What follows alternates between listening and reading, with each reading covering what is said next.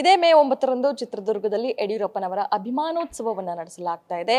ಎಲ್ಲರೂ ಸಹ ಉತ್ಸಾಹದಿಂದ ಈ ಒಂದು ಅಭಿಮಾನೋತ್ಸವದಲ್ಲಿ ಪಾಲ್ಗೊಳ್ಳೋದಕ್ಕೆ ಕುತೂಹಲದಿಂದ ಕಾಯ್ತಾ ಇದ್ದಾರೆ ಅಂತಾನೆ ಹೇಳ್ಬೋದು. ಅದೇ ರೀತಿಯಾಗಿ ಯಡಿಯೂರಪ್ಪನವರು ಸಿಎಂ ಆಗಿದ್ದಂತಹ ಸಂದರ್ಭದಲ್ಲಿ ಕೊಟ್ಟಂತಹ ಕೊಡುಗೆಗಳಾಗಿರ್ಬೋದು, DCM ಆಗಿದ್ದಂತಹ ಸಂದರ್ಭದಲ್ಲಿ ತೆಗೆದುಕೊಂಡಂತಹ ಪ್ರಮುಖ ನಿರ್ಧಾರಗಳಾಗಿರ್ಬೋದು, ಜೊತೆಗೆ ಪಕ್ಷವನ್ನ ಯಾವ ರೀತಿಯಾಗಿ ಸಂಘಟನೆ ಮಾಡಿ ಪಕ್ಷವನ್ನ ಕಟ್ಟಿ ಬೆಳೆಸಿದ್ರು ಅನ್ನೋದ್ರ ಬಗ್ಗೆ ಈ ಎಲ್ಲ ವಿಚಾರಗಳ ಬಗ್ಗೆ ತಿಳ್ಕೊಳ್ಳೋದಕ್ಕೆ ನಮ್ಮ ಜೊತೆ ಇದೀಗ ಶಾಸಕರಾದಂತಹ ಯಶ್ಪಾಲ್ ಸುವರ್ಣ ಅವರಿದ್ದಾರೆ. ಬನ್ನಿ ಮಾತಾಡ್ಸೋಣ. ಸರ್ ನಮಸ್ತೆ. ಯಡಿಯೂರಪ್ಪನವರ ಅಭಿಮಾನೋತ್ಸವವನ್ನ ಮಾಡ್ತಾ ಇದ್ದೀರಿ, ಎಲ್ಲರೂ ಸಹ ಸಾಕಷ್ಟು ಉತ್ಸಾಹದಿಂದಿದ್ದೀರಿ, ಕಾರ್ಯಕರ್ತರಿಂದ ಹಿಡಿದು ಎಲ್ಲ ಹಿರಿಯ ನಾಯಕರಿಂದ ಹಿಡಿದು ಎಲ್ಲ ಶಾಸಕರು ಸಹ. ಸೊ ಹೀಗಾಗಿ ಈ ಒಂದು ಅಭಿಮಾನೋತ್ಸವ ತಯಾರಿ ಹೇಗೆ ನಡೀತಾ ಇದೆ, ನೀವೇನು ಹೇಳ್ತೀರಿ? ಒಂದು ಒಳ್ಳೆಯ ಅವಕಾಶ ನಮ್ಮ ಪಾಲಿಗೆ ದೊರೆತಿದೆ.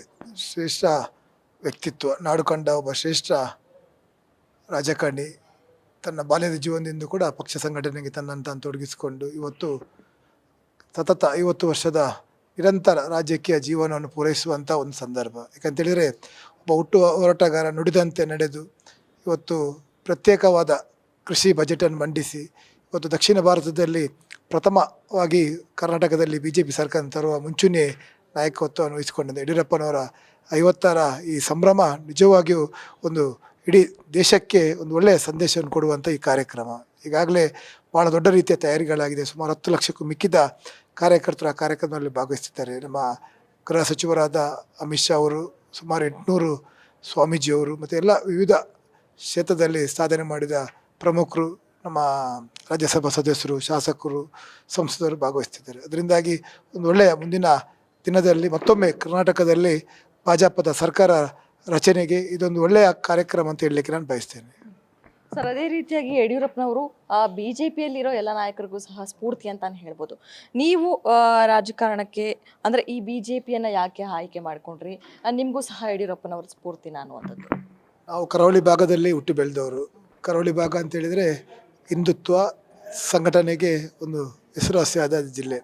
ನನ್ನ ಬಾಲ್ಯದ ಜೀವನದಲ್ಲಿ ಕೂಡ ನಾವು ಹಿಂದುತ್ವದ ABVPಯಲ್ಲಿ ತಮ್ಮನ್ನು ತೊಡಗಿಸಿಕೊಂಡವರು. ಬಹುಶಃ ಆ ಸಂದರ್ಭದಲ್ಲಿ ನಮ್ಮ ಹಿರಿಯರ ಮಾರ್ಗದರ್ಶನ ಡಾಕ್ಟರ್ VS ಆಚಾರ್ಯ ಇರ್ಬೋದು, ಆ ಸಂದರ್ಭದಲ್ಲಿ ನಮ್ಮ ಸೋಮಶೇಖರ್ ಭಟ್ರ ಜೊತೆಗೆ ನಾವು ಕೆಲಸ ಕಾರ್ಯ ಮಾಡಿದ್ದಾರೆ. ಆ ಸಂದರ್ಭದಲ್ಲಿ ಯಡಿಯೂರಪ್ಪನವರು ನಿರಂತರವಾಗಿ ಉಡುಪಿಗೆ ಭೇಟಿ ಕೊಡ್ತಿದ್ದರು. ಹಿರಿಯ ಸ್ವಾಮೀಜಿ ಪೇಜಾವರ ಶ್ರೀಗಳ ಒಂದು ಆಶೀರ್ವಾದವನ್ನು ನಿರಂತರವಾಗಿ ಬಂದು ಅವರ ಹತ್ರ ಚರ್ಚೆಗಳನ್ನು ಮಾಡ್ತಿದ್ರು. ಆ ಸಂದರ್ಭದಲ್ಲಿ ಯಡಿಯೂರಪ್ಪನವರ ಕಾರ್ಯವೈಖರಿಗಳು, ಯಡಿಯೂರಪ್ಪನವರ ಒಂದು ಶೈಲಿ, ಅವರ ಕಾರ್ಯಕ್ರಮಗಳು ನಮಗೆ ಭಾಳಷ್ಟು ಒಂದು ಇನ್ಸ್ಪಿರೇಷನ್ ಆಗಿತ್ತು. ಅದರಿಂದಾಗಿ ನನ್ನ ಬಾಲ್ಯದ ಜೀವನದಲ್ಲಿ ಕೂಡ ನಾನು ಹಿಂದುತ್ವ ಸಂಘಟನೆ ತೊಡಗಿಕೊಂಡನು. ಮತ್ತಷ್ಟು ಯಡಿಯೂರಪ್ಪನವರ ನಾಯಕತ್ವ, ಅವರ ಆಡಳಿತ, ಅವರ ಹಿಂದುತ್ವ, ಅವರ ಒಂದು ಅಡ್ಮಿನಿಸ್ಟ್ರೇಷನ್ ಭಾಳ ನನಗೆ ಸಂತೋಷ ತಂದಿದೆ. ಸರ್ ಅದೇ ರೀತಿಯಾಗಿ ಯಡಿಯೂರಪ್ಪನವರು CM ಆಗಿದ್ದಂತಹ ಸಂದರ್ಭದಲ್ಲಿ ನಿಮ್ಮ ಕ್ಷೇತ್ರಕ್ಕೆ ಕೊಟ್ಟಂತಹ ಕೊಡುಗೆಗಳೇನು? DCM ಆದಂತಹ ಸಂದರ್ಭದಲ್ಲೂ ಸಹ ಕೆಲವೊಂದು ಅದೇ ಹೇಳಿದರೆ ನೀವು ಕೃಷಿ ವಿಚಾರವಾಗಿ ನಿರ್ಧಾರವನ್ನು ತೆಗೆದುಕೊಂಡ್ರು ಅನ್ನುವಂಥದ್ದು. ಸೊ ಹೀಗಾಗಿ ಬಹುಶಃ ಕರಾವಳಿಯ ಕಾಮಧೇನು ಅಂತ ನಮ್ಮ ಜನರು ಆ ಭಾಗದಲ್ಲಿ ಹೇಳ್ತಾರೆ. ಯಾಕಂತೇಳಿದರೆ ಒಂದು ಹೊಸ ಅಭಿವೃದ್ಧಿಯ ಒಂದು ಛಾಯವನ್ನು ನೋಡಿದ್ದು ನಮ್ಮ ಕರಾವಳಿಯ ಜನರು. ಯಡಿಯೂರಪ್ಪನವರು ಮುಖ್ಯಮಂತ್ರಿ, ಅದರ ಹಿಂದೆ ಉಪಮುಖ್ಯಮಂತ್ರಿ ಸಂದರ್ಭದಲ್ಲಿ ಅವರು ಮತ್ತು VS ಆಚಾರ್ಯರು ಜೋಡೆತ್ತಿನ ರೀತಿಯಲ್ಲಿ ಅಭಿವೃದ್ಧಿಗೆ ಪಣವನ್ನು ತೊಟ್ಟಿದ್ರು. ಇವತ್ತು ಉಡುಪಿ ಇಡೀ ದೇಶದಲ್ಲೇ ಒಂದು ವಿಶೇಷವಾದ ಒಂದು ವೇಗವಾಗಿ ಬೆಳೆಯುತ್ತಿರುವ ಒಂದು ನಗರವಾಗಿದೆ. ಇವತ್ತು ಉಡುಪಿಯ ಜಿಲ್ಲಾಧಿಕಾರಿ ಸಂಕೀರ್ಣ ಇರ್ಬೋದು, ಕರಾವಳಿಯ ಮೀನುಗಾರಿಕೆ, ಅದರಲ್ಲೂ ವಿಶೇಷವಾಗಿ 3ನೇ ಹಂತದ ಮೀನುಗಾರಿಕೆ ಬಂದರು, ಯಜಮಾಡಿ ಮೀನುಗಾರಿಕೆ ಬಂದರು, ಮಲ್ಪೆ ಮಣಿಪಾಲ್ ರಸ್ತೆಗಳು ಇರ್ಬೋದು, ಕುಡಿಯುವ ನೀರಿನ ಯೋಜನೆಗಳಿರ್ಬೋದು, ಉಡುಪಿ ಪರ್ಯಾಯಕ್ಕೆ ಸಂದರ್ಭ ಇರ್ಬೋದು. ಒಟ್ಟಾರೆ ಉಡುಪಿ ಜಿಲ್ಲೆ ಒಂದು ಹೊಸ ಬದಲಾವಣೆಗಳನ್ನು ಯಡಿಯೂರಪ್ಪನವರ ಆ ನೇತೃತ್ವದಲ್ಲಿ ಅವರ ಅವಧಿಯಲ್ಲಿ ಕಂಡಿದೆ. ಇವತ್ತು ಭಾಳಷ್ಟು ವೇಗ ಅದಕ್ಕೆ ದೊರೆತಿದೆ. ಸರ್ ಅದೇ ರೀತಿಯಾಗಿ ನೀವು ಹೇಳಿದ್ರಿ ಸಂಘಟನೆ ಜೊತೆಗೆ ನನಗೆ ಯಡಿಯೂರಪ್ಪನವರ ಕಾರ್ಯವೈಖರಿ ಸಾಕಷ್ಟು ಸ್ಫೂರ್ತಿ ನೀಡ್ತು ಅನ್ನುವಂಥದ್ದು. ಸೊ ಹೀಗಾಗಿ ನಿಮ್ಮ ರಾಜಕೀಯ ಜೀವನದಲ್ಲಿ, ನಿಮ್ಮ ರಾಜಕಾರಣದ ಬೆಳವಣಿಗೆಗಳಲ್ಲಿ ಯಡಿಯೂರಪ್ಪನವರ ಪಾತ್ರ ಎಷ್ಟಿದೆ ಅನ್ನುವಂಥದ್ದು?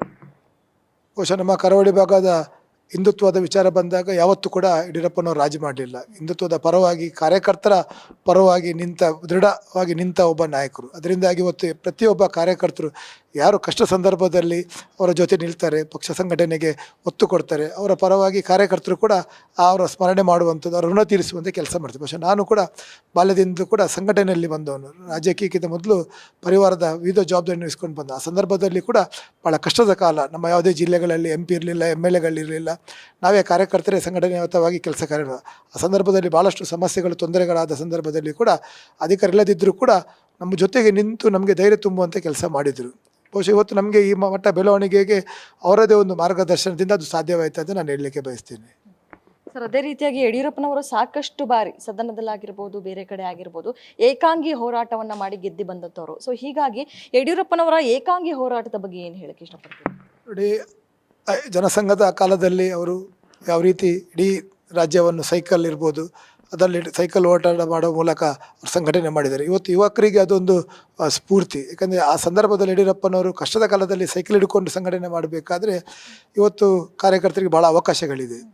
ಅದರಿಂದ ಯಡಿಯೂರಪ್ಪನವರು ಹಂತ ಹಂತವಾಗಿ ಜನಸಂಘದಿಂದ ನಂತರ BJPಯ ಅಧ್ಯಕ್ಷರಾಗಿರ್ಬೋದು ಮತ್ತು ಮುಖ್ಯಮಂತ್ರಿಗಳಾಗಿ ಅವರು ಯಾವ ರೀತಿ ತೊಡಗಿಸಿಕೊಂಡು ಬಂದಿದ್ದಾರೆ. ಬಹುಶಃ ಇವತ್ತಿನ ಯುವಕರಿಗೆ ಯಾವ ರೀತಿ ಕಷ್ಟದ ಕಾಲದಲ್ಲಿ, ಆ ಸಂದರ್ಭದಲ್ಲಿ ಫೋನ್ ಇರಲಿಲ್ಲ, ಮೊಬೈಲ್ ಇರಲಿಲ್ಲ, ಯಾವುದೇ ಸಂಪರ್ಕಗಳಿರಲಿಲ್ಲ. ಇವತ್ತೆಲ್ಲ ಅವಕಾಶಗಳುಂಟು. ಅದರಿಂದಾಗಿ ಯಡಿಯೂರಪ್ಪನವರು ಆ ಸಂದರ್ಭದಲ್ಲಿ ಪಕ್ಷಕ್ಕಾಗಿ ತನ್ನ ತ್ಯಾಗ, ತನ್ನ ಪರಿಶ್ರಮ, ತನ್ನ ಸಮಯವನ್ನು ಮೀಸಲಿಟ್ಟಿದ್ದಾರೆ. ಬಹುಶಃ ಇವತ್ತು ನಮ್ಮ ದಕ್ಷಿಣ ಭಾರತದಲ್ಲಿ ಇಡೀ ಭಾರತ ಜನತಾ ಪಕ್ಷ ಮಟ್ಟ ಬೆಳೀಲಿಕ್ಕೆ ಅವರ ಒಂದು ಕೊಡುಗೆ ಕೂಡ ಮಹತ್ವದ ಒಂದು ಪಾತ್ರವನ್ನು ವಹಿಸಿದೆ.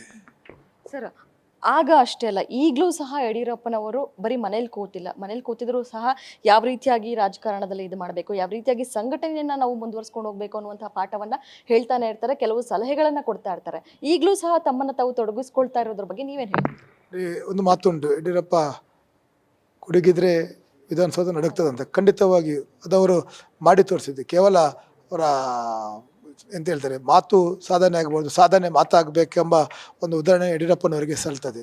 ಬಹುಶಃ ಎಲ್ಲ ಕಾರ್ಯಕ್ರಮಗಳು, ಈ ನಮ್ಮ ವಿದ್ಯಾರ್ಥಿಗಳಿಗೆ ಬೈಸೈಕಲ್ ನೀಡುವಂಥ ಕಾರ್ಯಕ್ರಮಗಳಿರ್ಬೋದು, ಕೃಷಿಕರಿಗೆ ವಿಶೇಷ ಬಜೆಟನ್ನು ಮಂಡಿಸುವ ಮೂಲಕ ಇರ್ಬೋದು, ಮಹಿಳಾ ಸಬಲೀಕರಣಕ್ಕೆ ಭಾಳಷ್ಟು ಒತ್ತು ನೀಡಿದವರು. ಆ ಗೃಹಲಕ್ಷ್ಮಿ, ಭಾಗ್ಯಲಕ್ಷ್ಮಿ ಯೋಜನೆ ಮೂಲಕ ಹೆಣ್ಣು ಮಕ್ಕಳ ಹುಟ್ಟಿದಾಗ ಒಂದು ಯಾವ ರೀತಿ ಅವರ ಮೇಲೆ ಒಂದು ತತ್ಸರ ಭಾವನೆ ಇತ್ತು, ಅದನ್ನು ಹೋಗಲಾಡಿಸಬೇಕು. ಅವರು 18 ವರ್ಷ ತುಂಬಿದಾಗ ಅವರಿಗೆ ಅವರ ಸ್ವಂತ ನೆಲೆಯಲ್ಲಿ ಅವ್ರ ಕಾಲಲ್ಲಿ ನಿಲ್ಲಬೇಕೆಂಬ ಉದ್ದೇಶದಿಂದ ಆ ಕಾರ್ಯಕ್ರಮವನ್ನು ಮಾಡಿದರು. ಶಾಲೆಗಳಲ್ಲಿ ಎಲ್ಲ ಒಂದು ಒಳ್ಳೆಯ ಬದಲಾವಣೆಗಳನ್ನು ತಂದರು. ಒಟ್ಟಾರೆ ಒಂದು ರಾಜ್ಯಕ್ಕೆ ಮಾತ್ರ ಅಲ್ಲ, ಇಡೀ ದೇಶಕ್ಕೆ ಅವರ ಕಾಲದ ಆಡಳಿತ ಇವತ್ತು ಮಾದರಿಯಾಗಿದೆ. ಸರ್, ಅದೇ ರೀತಿಯಾಗಿ ಈ ಒಂದು ಅಭಿಮಾನೋತ್ಸವದ ಬಗ್ಗೆ ಏನು ಹೇಳ್ತೀರಿ? ಈ ಒಂದು ಅಭಿಮಾನೋತ್ಸವ, ಯಾಕಂದ್ರೆ ಯಡಿಯೂರಪ್ಪನವರು ಈ ಒಂದು ಅಭಿಮಾನೋತ್ಸವ ಮಾಡಬೇಕು ಅನ್ನುವಂತಹ ಸಂದರ್ಭದಲ್ಲಿ ಬೇಡ ಅಂತ ವಿರೋಧ ಮಾಡಿದರು. ಸೊ ಹೀಗಾಗಿ ಕಾರ್ಯಕರ್ತರಿಗೋಸ್ಕರ, ಪಕ್ಷಕ್ಕೋಸ್ಕರ ಅನ್ನುವಂತಹ ವಿಚಾರ ಬಂದಾಗ ಒಪ್ಪಿಗೆಯನ್ನ ಕೊಟ್ಟಿದ್ದಾರೆ. ಇದರ ಪ್ರಭಾವ ಯಾವ ರೀತಿಯಾಗಿ ಪಕ್ಷದ ಮೇಲೆ ಬೀಳುತ್ತೆ? ಮುಂದಿನ ಚುನಾವಣೆಗೆ ಸಾಕಷ್ಟು ಸಹಾಯ ಆಗುತ್ತೆ? 100ಕ್ಕೆ 100 ಯಡಿಯೂರಪ್ಪನವರ 50 ವರ್ಷದ ಸಾಧನೆ, ಬಹುಶಃ ಮುಂದಿನ 50 ವರ್ಷದ ಅವಧಿಗೆ ಕಾರ್ಯಕರ್ತರಿಗೆ ಅದನ್ನು ಸದಾ ನೆನಪಿಸುವಂಥದ್ದು. ಯಾಕೆಂದರೆ ಇವತ್ತಿನ ಈ ಯುವ ಪೀಳಿಗೆಗಳು ಮುಂದಿನ 50 ವರ್ಷ ಸಕ್ರಿಯವಾಗಿ ರಾಜಕೀಯದಲ್ಲಿ ತೊಡಗಿಕೊಳ್ಳೋರು. ಅವರಿಗೂ ಕೂಡ ಅವರ ಕಾರ್ಯಕ್ರಮಗಳು ಅವ್ರು ಇನ್ನಷ್ಟು ಸ್ಫೂರ್ತಿ ತುಂಬುವಂಥದ್ದಾಗಬೇಕು. ಏಕೆಂದರೆ ಕಷ್ಟ ಕಾಲದಲ್ಲಿ 0 ಇಂದ ಅವ್ರು ಬಂದ ಸಂದರ್ಭದಲ್ಲಿ ಇವತ್ತು 2 ಸೀಟಿಂದ ಹಿಡ್ಕೊಂಡು ಇವತ್ತು ಯಾವ ಮಟ್ಟಕ್ಕೆ ರಾಜ್ಯದಲ್ಲಿ ಸರ್ಕಾರ ರಚನೆ ಮಾಡಿದ್ದಾರೆ, ಯಾವ ರೀತಿ ಹೋರಾಟಗಳನ್ನು ಮಾಡಿದ್ದಾರೆ, ಯಾವ ರೀತಿ ಜೈಲು ವಾಸವನ್ನು ಅನುಭವಿಸಿದ್ದಾರೆ ಎಮರ್ಜೆನ್ಸಿ ಸಂದರ್ಭದಲ್ಲಿ, ಮತ್ತೆ ಟೋಟಲ್ ಇಡೀ ರಾಜ್ಯದಲ್ಲಿ ಒಂದು ಹೋರಾಟದ ಮೂಲಕ ಜನರಿಗೆ ನ್ಯಾಯ ಕೊಟ್ಟವರು. ಕೇವಲ ಬಾಯಿ ಮಾತಿನಲ್ಲಿ ಅಥವಾ ಮಾಧ್ಯಮದ ಮುಂದೆ ಕೇವಲ ಭಾಷಣದ ಮೂಲಕ ಅವರು ರಾಜಕೀಯ ಮಾಡಿದವರಲ್ಲ, ಜನರ ಬಳಿಗೆ ತೆರಳಿ ಜನರ ಸಮಸ್ಯೆಗಳನ್ನು, ಭಾವನೆಯನ್ನು ಅರ್ಥ ಮಾಡಿ ಆ ಮೂಲಕ ಹೋರಾಟದ ಮೂಲಕ ನ್ಯಾಯ ಕೊಡು. ಅದರಿಂದಾಗಿ ಯಡಿಯೂರಪ್ಪನವರ 50 ವರ್ಷದ ಈ ಕಾರ್ಯಕ್ರಮ ನಿಜವಾಗಿಯೂ ನಮ್ಮಂಥ ಕಾರ್ಯಕರ್ತರಿಗೆ, ನಮ್ಮಂಥ ಯುವಕರಿಗೆ ಒಂದು ದೊಡ್ಡ ಒಂದು ಶಕ್ತಿ. ಅದರಿಂದಾಗಿ ಯಡಿಯೂರಪ್ಪನವರ ಈ ಕಾರ್ಯಕ್ರಮದ ಮೂಲಕ ಖಂಡಿತವಾಗಿ ಮುಂದಿನ 28ರ ವಿಧಾನಸಭಾ ಚುನಾವಣೆಯಲ್ಲಿ ಅವರಿಗೆ 150 ಸ್ಥಾನದ ಒಂದು ಶಾಸಕರ ಪಡೆಯುವ ಮೂಲಕ ಅವರಿಗೆ ನಿಜವಾದ ಗೌರವವನ್ನು ಕೊಡುವಂಥ ಕೆಲಸ ನಾವು ನಮ್ಮ ರಾಜ್ಯದ ಕಾರ್ಯಕರ್ತರು ಮಾಡಲಿಕ್ಕೆ ಬದ್ಧರಿದ್ದೇವೆ. ಖಂಡಿತವಾಗಿಯೂ ಈ ಕಾರ್ಯಕ್ರಮ ಒಂದು ಹೊಸ ರೂಪವನ್ನು ಕರ್ನಾಟಕಕ್ಕೆ ಕೊಡ್ತಿದೆ. ಇವತ್ತು ಕಾಂಗ್ರೆಸ್ನ ದುರಾಡಳಿತ, ಭ್ರಷ್ಟಾಚಾರಕ್ಕೆ ಕೂಡ ಒಂದು ನಾಂದಿ ಆಡುವಂಥ ಒಂದು ಕಾರ್ಯಕ್ರಮ ಇದಾಗ್ತದೆ. ಸರ್, ಅದೇ ರೀತಿಯಾಗಿ ಇಷ್ಟೊತ್ತು ಅವರ ಕೊಡುಗೆಗಳಾಗಿರ್ಬೋದು, ಜೊತೆಗೆ ಅವರ ಸಂಘಟನೆ ಬಗ್ಗೆ ಮಾತನಾಡಿದ್ದಾಯಿತು. ನೀವು ಕಂಡಂತೆ ಯಡಿಯೂರಪ್ಪನವರು ಹೇಗೆ, ನಿಮಗೆ ಯಾವ ರೀತಿಯಾದಂತಹ ಸಲಹೆಗಳನ್ನು ಕೊಡ್ತಾರೆ, ನಿಮ್ಮ ಅವರ ಒಡನಾಟ ಹೇಗಿದೆ? ನುಡಿದಂತೆ ನಡೆಯುವ, ಕೊಟ್ಟ ಮಾತಿನಲ್ಲಿ ಯಾವತ್ತೂ ಕೂಡ ರಾಜಿ ಮಾಡದ, ಅಭಿವೃದ್ಧಿಯ ಬಗ್ಗೆ ಟೋಟಲಿ ಫುಲ್ ಕಾನ್ಫಿಡೆನ್ಸ್ ಆಗಿ ನಮಗೆ ನೀವು ಮುಂದೆ ಹೋಗು, ನಾನಿದ್ದೇನೆ ಅಂತ ಹೇಳುವ ಒಂದು ಮಾತನ್ನು ನಿರಂತರವಾಗಿ ನಮಗೆ ಕರೆ ಮಾಡಿದಾಗ ಹೇಳ್ತಿದ್ರು.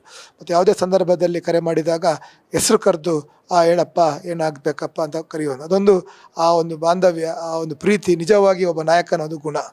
ಅದರಿಂದಾಗಿ ಯಡಿಯೂರಪ್ಪನವರು ನಿರಂತರವಾಗಿ, ಯಾಕಂತ ಹೇಳಿದರೆ ಯಡಿಯೂರಪ್ಪನವರು 2014 ಲೋಕಸಭಾ ಚುನಾವಣೆಗೆ ನಮ್ಮ ಜಿಲ್ಲೆಯ ಬೈಂದೂರು ಕ್ಷೇತ್ರವು ಕೂಡ ಅದಕ್ಕೆ ಒಳಪಟ್ಟಿರ್ತದೆ. ಆ ಸಂದರ್ಭದಲ್ಲಿ ಅವರ ಜೊತೆಗೆ ನಾವು ಕೆಲಸ ಮಾಡಿತ್ತು. ಅತ್ಯಧಿಕ ಲೀಡ್ ಇಡೀ ರಾಜ್ಯದಲ್ಲಿ ವಿಧಾನಸಭಾ ಕ್ಷೇತ್ರದಲ್ಲಿ ಬೈಂದೂರಿನಲ್ಲಿ 75,000 ಲೀಡನ್ನು ನಾವು ಆ ಸಂದರ್ಭದಲ್ಲಿ ಕೊಟ್ಟಿತ್ತು. ಆಗ ಅವರಿಗೆ ಕೂಡ ಭಾಳ ಒಂದು ನಮ್ಮ ಕಾರ್ಯಕರ್ತರ ಒಂದು ಶಕ್ತಿ ಎನ್ನುವುದು ಅವರು ಭಾಳ ಒಪ್ಪಿಕೊಂಡಿದ್ದರು, ಅದನ್ನು ಭಾಳ ಮೆಚ್ಚಿಕೊಂಡಿದ್ದರು. ಭಾಳಷ್ಟು ಕಾರ್ಯಕ್ರಮ ಹೇಳ್ತಿದ್ರು. ಒಂದು ಬೂತಲ್ಲಿ 85% ಮತ ಬರುವಂತೆ ಪಂಚಾಯತ್ನ ಬೂತಲ್ಲಿ ಅವರಿಗೆ ಬಂದಿತ್ತು. ನಿರಂತರವಾಗಿ ಆ ಬೂತು 90% ಮೀನುಗಾರರು ಇರುವಂಥ ಬೂತ್. ಮೀನುಗಾರರು ಯಡಿಯೂರಪ್ಪನವರಿಗೆ, ಪಕ್ಷಕ್ಕೆ, ಮೋದಿಗೆ ದೊಡ್ಡ ಸಹಕಾರ ಇಡೀ ರಾಜ್ಯದಲ್ಲಿ ಅದು ಚರ್ಚೆಗಳಾಗಿತ್ತು ಬರುವಂತೆ ಒಂದು ಬೂತ್. ಅದರಿಂದಾಗಿ ಯಡಿಯೂರಪ್ಪನವರಿಗೆ ನಮ್ಮ ಕೆಲಸ ಕಾರ್ಯಗಳ ಬಗ್ಗೆ ಅವರಿಗೆ ತಿಳಿದು ನಮ್ಮ ಏನಾದರೆ ವ್ಯತ್ಯಾಸಗಳಾದಾಗ ನಮಗೆ ಮಾರ್ಗದರ್ಶನ ಮಾಡ್ತೀವಿ, ಹೀಗೆ ಹೋಗೋ ಹಾಗೆ ಹೋಗೋ ಅಂತ. ಒಟ್ಟಾರೆ ಯಡಿಯೂರಪ್ಪನವರ ಈ ಕಾರ್ಯಕ್ರಮಗಳು, ಅವರ ಈ ಯೋಜನೆಗಳು, ಅವರ ಮಾರ್ಗದರ್ಶನ ನಮ್ಮ ಈ ಬೆಳವಣಿಗೆಗೆ ಒಂದು ದೊಡ್ಡ ಶಕ್ತಿಯನ್ನು ಕೊಟ್ಟಿದೆ. ಇದಿಷ್ಟು ಶಾಸಕ ಯಶ್ಪಾಲ್ ಸುವರ್ಣ ಅವರ ಮಾತು. ಕ್ಯಾಮರಾ ಪರ್ಸನ್ ಪ್ರದೀಪ್ ಜೊತೆ ಕವನ ಶಿವಣ್ಣ, ಗ್ಯಾರಂಟಿ ನ್ಯೂಸ್, ಬೆಂಗಳೂರು.